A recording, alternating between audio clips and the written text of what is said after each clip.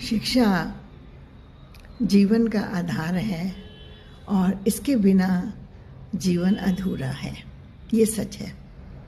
व्यक्ति ज्ञान लेता है और ज्ञान के सहारे ही वो अपने उज्जवल भविष्य का निर्माण करता है। तो लेकिन शिक्षा लेने के लिए भी ये भी सत्य है कि उसका एक गुरु होना चाहिए जिसकी बात उसको समझ में आए, जो उसके लिए आइडियल हो, उसकी डांट हो, उसका प्यार हो, उसका कोई भी बात हो वो उसको अच्छी लगे। और जब इस तरह की भावनाएं हो जाती हैं तो व्यक्ति आगे जीवन में आगे निकल जाता है। और कई बार तो ऐसा भी देखा है कि जो अनपढ़ बिल्कुल व्यक्ति होते हैं उन्हें अगर किसी की फटकार मिलती है तो वो जीवन में आगे निकल जाते हैं।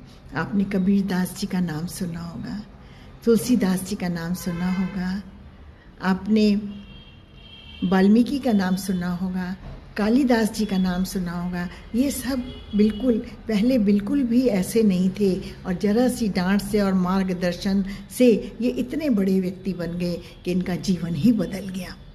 तुलसीदास जी को आप जानते होंगे, जिन्होंने रामचरितमानस का लिखा है और घर घर जिसका प्रचार है, लोग उसको हर जगह बड़ी श्रद्धा पूजा से उसको देखते हैं और उसकी पढ़ते हैं और ज्ञान प्राप्त करते हैं। तुलसीदास जी भी एक बहुत साधारण व्यक्ति थे और उनको अपनी पत्नी से बहुत प्रेम था और उस प्रेम ने ही उन्हें फटकार लगाई जिससे कि वो तुलसीदास बन गए। इसकी एक कहानी मैं आपको सुनाती हूँ, आपको सबको मालूम होगा, लेकिन जब बार बार हम उसको सुनते हैं तो हमारे पर भी असर होता है। तुलसीदास जी को अपनी पत्नी से बहुत प्रेम था और इतना प्रेम था कि वो उसके बिना रह नहीं सकते थे। एक दिन उनकी पत्नी अपने मायके चली गई तो उनसे नहीं रहा गया और उन्होंने सोचा कि मैं उनसे मिलने जाता हूँ। अब वो जाने लगे तो पानी बरस रहा था, पानी नदी बहुत उफान पे थी, कुछ भी नहीं था। तो वो एक लाश पर चढ़कर उसको अपना वो नाव बनाकर दूसरे पार पहुँच गए। अब दूसरे पार पहुँचे तो उन्होंने बहुत आवाज़ लगाई, लेकिन किसी ने दरवाज़ा नहीं खोला क्योंकि अर्धरात्रि हो रही थी।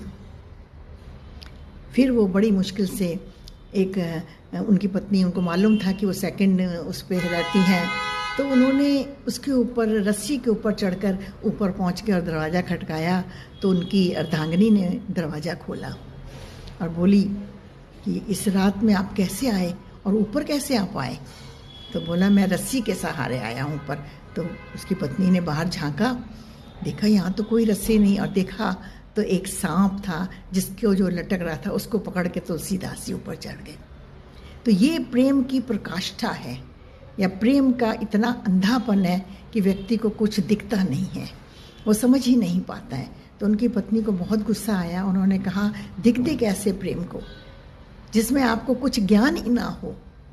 आपको अगर मेरी देह से इतना प्यार था तो यही प्रेम अगर आपका राम में होता तो आप कहाँ से कहाँ पहुँच जाते। ये बात उनके दिल को लग गई बहुत। अब उसी समय वहाँ से वापस हो गए और चित्रकूट में जाके राम भगवान का स्मरण करने लगे। और एक दिन रात को सपने में कैसे उनके रामचंद्र जी के और हनुमान जी के दर्शन हुए और उसके बाद उन्होंने रामचरितमानस लिखी।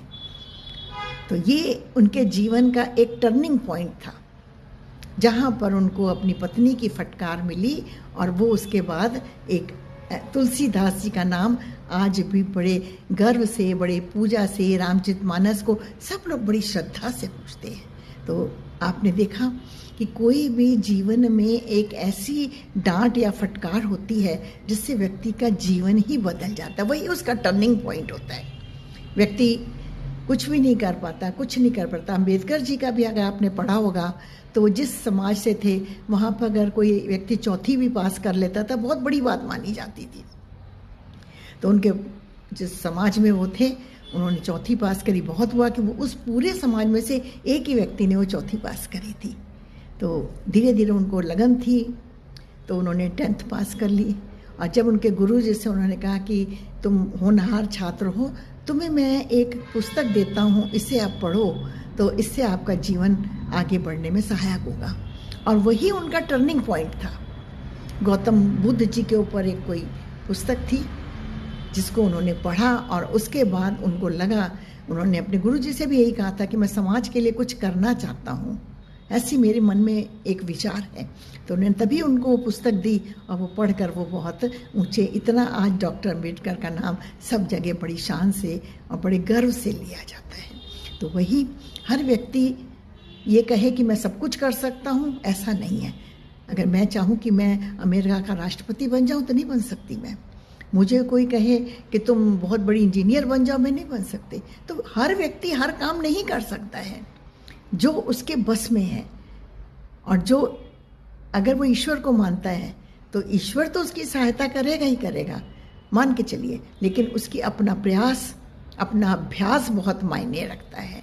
अब विराट कोहली को देखिए, कितनी मेहनत उसने करी और मेहनत करने के बाद आज सब लोग उसका उस क्रिकेट में उसका नाम लेते हैं। तो प्रयास और अभ्यास आपका है, आपको करना होगा। कोई आपका गुरु होगा जो आपको शिक्षा देगा, पथ प्रदर्शन करेगा, और जब आप आगे निकल जाएं तो और कुछ बन जाए तो आप समझ लीजिए आपकी किस्मत भी है, ईश्वर का भी साथ है और आपका प्रयास और अभ्यास है। तो इन्हीं शब्दों के साथ मैं ये बात आज ख़त्म करती हूँ। और मेरा मानना यही है कि गुरु यदि अच्छा है, गुरु अगर आपका आइडियल है, आपको लगता है, आप उसकी बात को मानते हैं, तो आप जीवन में आगे ज़रूर तरक्की कर सकते हैं। इसी से संबंधित कई उदाहरण मैंने आपको दिए भी हैं। Thank you.